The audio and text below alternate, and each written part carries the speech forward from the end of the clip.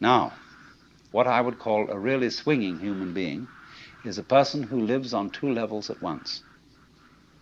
He's able to live on the level of being his ordinary ego, his everyday personality, and play his role in life and observe all the rules and so on that go with that. But if he's only on that level, if he's only playing that kind of thing, and thinks that's all there is, it becomes a drag. And he starts being the kind of person who feels that he's just got to go on surviving. See? It's terribly important to go on surviving, to live. And he works at that.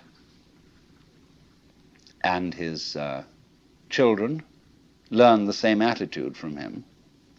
And they, he says, well, I've got to survive because I've got all these children I've got to support, and so on and so forth.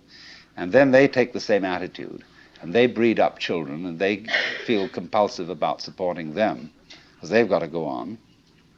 And so nobody really has any fun.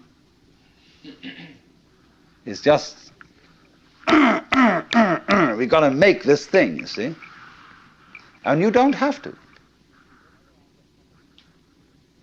See, whenever I get somebody who comes to me and says, I really can't go on and I have to commit suicide, I say, well, that's entirely, you're right. There's really no reason why you should go on, and if you want to commit suicide, do it.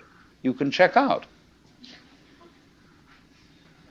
Of course, this reduces anxiety. When they feel free to commit suicide, they don't really have to commit suicide so much.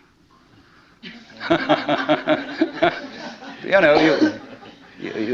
can commit partial suicide.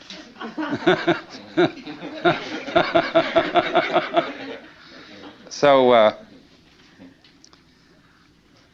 the sense that you just have to go on living, see, that life is a must. When you say to anything spontaneous, see, life is spontaneous. It happens, in the words of the Taoists, Ziran, which means of itself so. That's their Chinese expression for nature. What happens by itself, what isn't pushed, but it just pops up, you see? Like, I'll never forget, there was a great Zen master I knew once in New York.